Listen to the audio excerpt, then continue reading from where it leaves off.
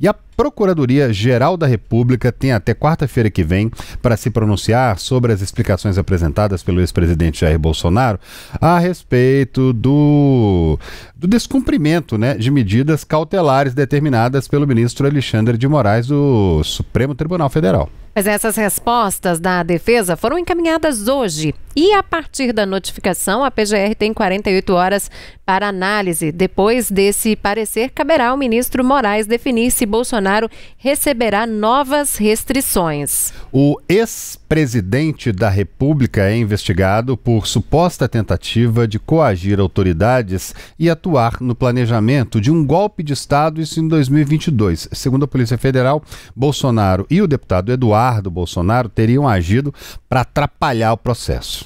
Bom, deixa eu só fazer uma correção, que as respostas da defesa de Bolsonaro foram encaminhadas na última sexta-feira, A gente, inclusive, estava ao vivo aqui com o jornal quando a Luciane Landim trouxe essa informação pra gente, Ele tinha um prazo, um horário bem específico, até 8h34 da noite, Então ele encaminhou por volta de 7h40. Eu digo, a defesa de Bolsonaro encaminharam aí essas justificativas, E a Polícia Federal comunicou ao Supremo Tribunal Federal e à Secretaria de Administração Penitenciária do Distrito Federal um pedido de reforço na vigilância e no policiamento em torno da casa do ex-presidente Jair Bolsonaro. O pedido veio do líder do PT na Câmara, Lindbergh Farias, que citou risco concreto de fuga do ex-presidente.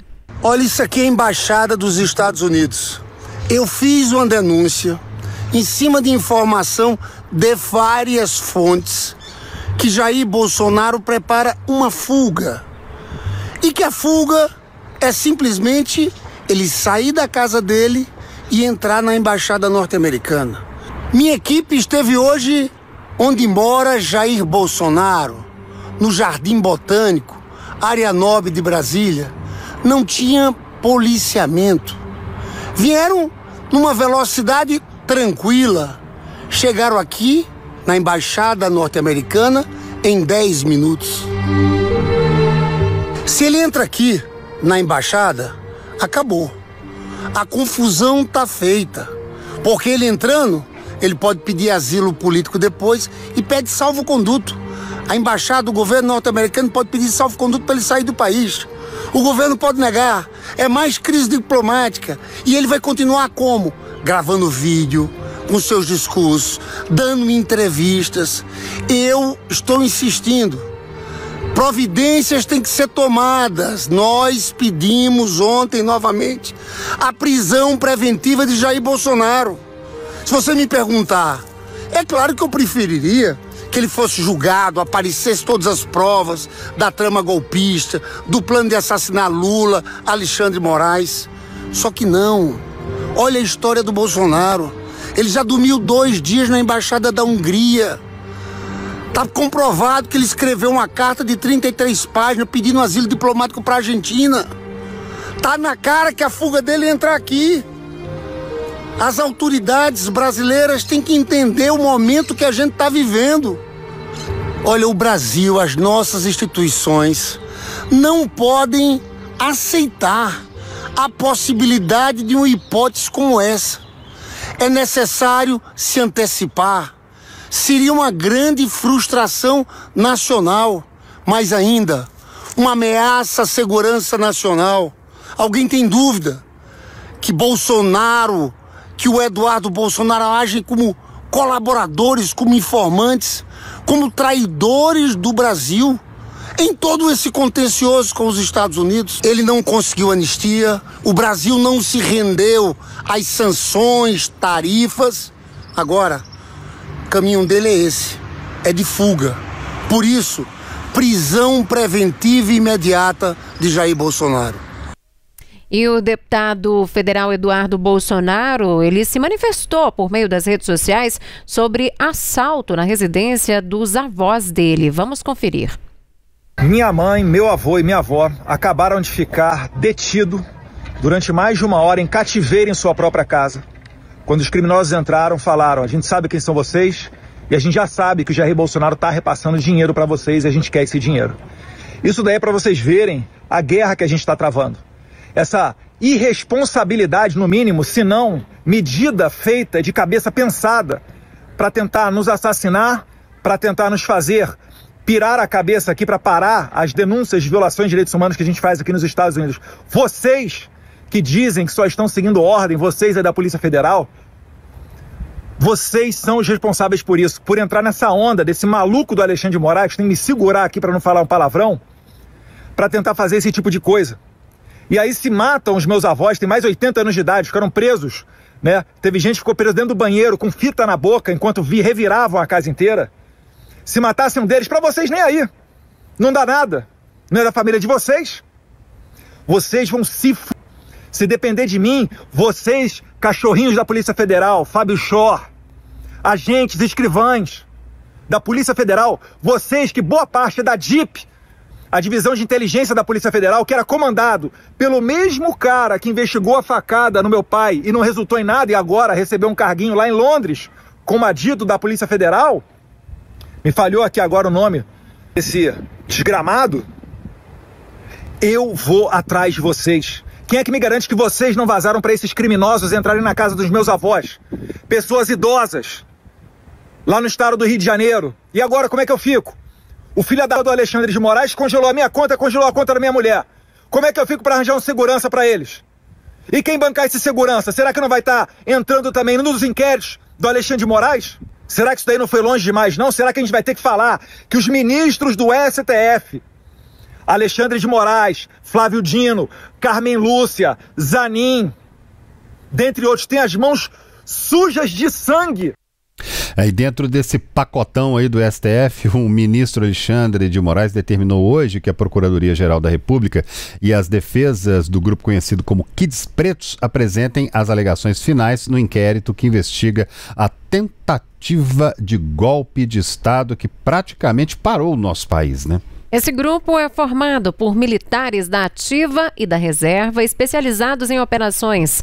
O núcleo é apontado pela Polícia Federal como responsável pela chamada Operação Punhal Verde e Amarelo, em que estava o plano de assassinar o presidente eleito Luiz Inácio Lula da Silva, o vice Geraldo Alckmin e também o ministro Alexandre de Moraes. Entre os investigados estão Bernardo Romão Correia Neto, Estevam Caus, Teófilo Gaspar de Oliveira, Fabrício Moreira de Bastos, Hélio Ferreira Lima, Márcio Nunes de Rezende Júnior e Rafael Martins Oliveira.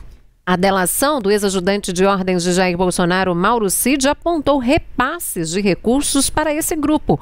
Os réus respondem por crimes de organização criminosa armada, tentativa de golpe e também atos contra o Estado Democrático de Direito, mas todos negam participação.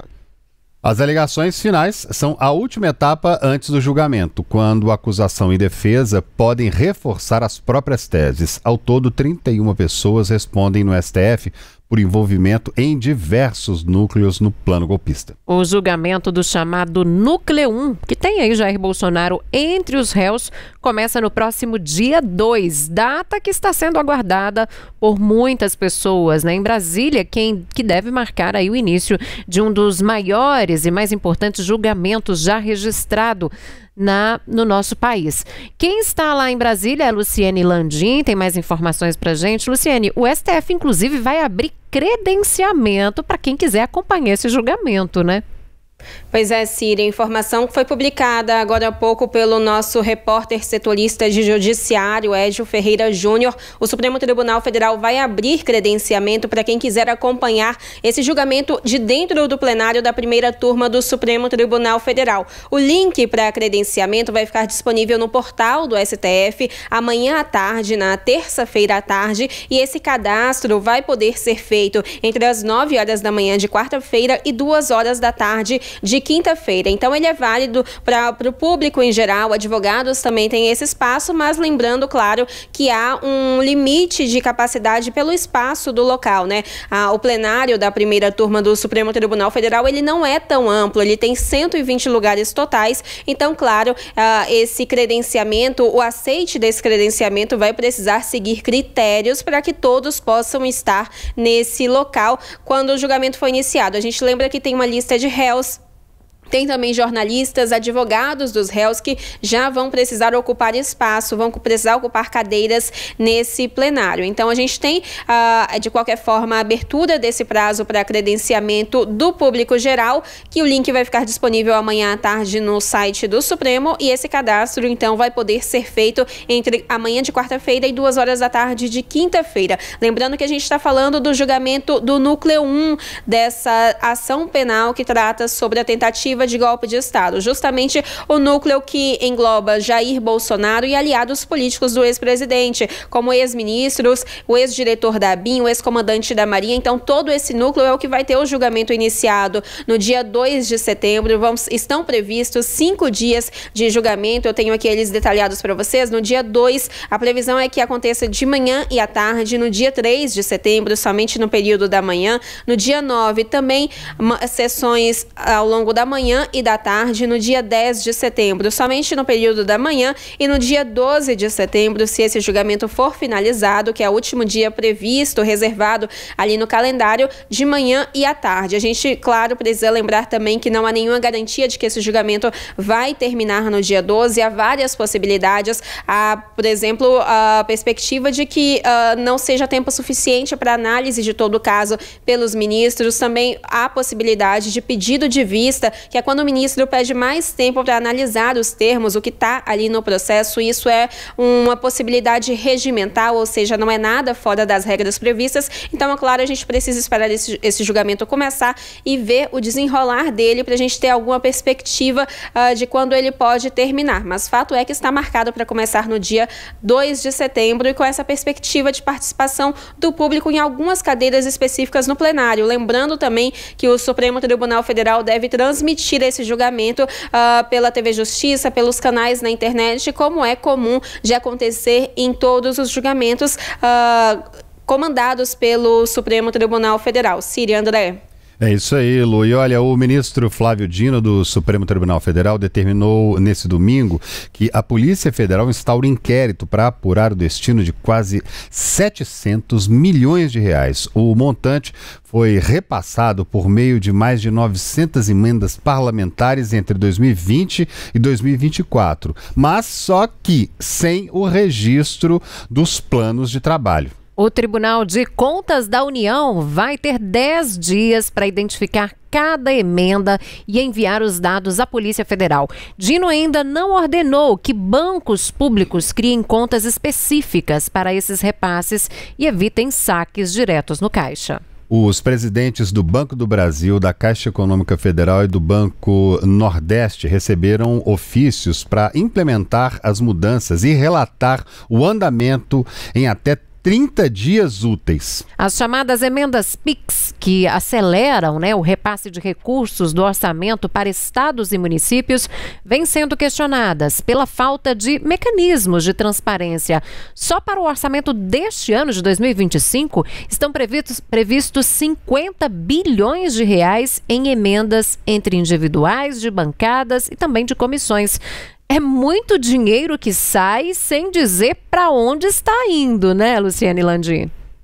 Esse é o grande questionamento que o Supremo Tribunal Federal faz em todo esse debate que acontece em torno das emendas parlamentares, né, Síria? Esse assunto está na Suprema Corte desde o ano passado, em ações que estão nas mãos do ministro Flávio Dino, que no ano passado chegou inclusive a bloquear recursos até que fosse garantida a transparência e a rastreabilidade desses recursos, e a gente segue então até agora com esse impasse, como a gente acabou de ver nessa notícia. Quando a gente fala de transparência e rastreabilidade, para a gente explicar o que é isso, né? Emendas parlamentares são instrumentos que destinam recursos ali para comunidades, para cidades, para que sejam aplicados em programas específicos. E aí a gente tem saúde, educação, turismo, cultura, a gente tem várias áreas. E esses recursos, eles não são ilegais. O quantitativo deles pode até ser questionado por algumas alas, mas não são recursos ilegais.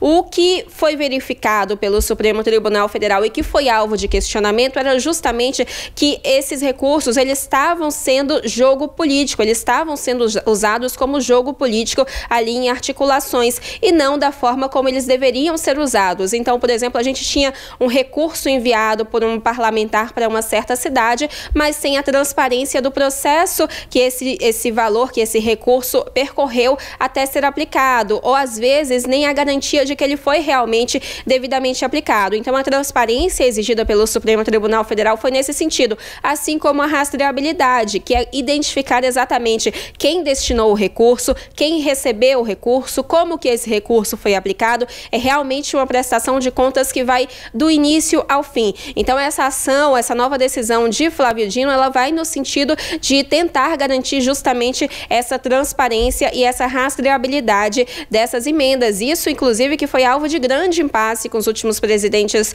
do Congresso Nacional, né, da Câmara dos Deputados e do Senado, justamente porque é um instrumento, emendas parlamentares são um instrumento valioso para parlamentares, justamente porque é como eles levam recursos para a base em que eles são eleitos, em que eles conseguem votos. Mas é justamente isso.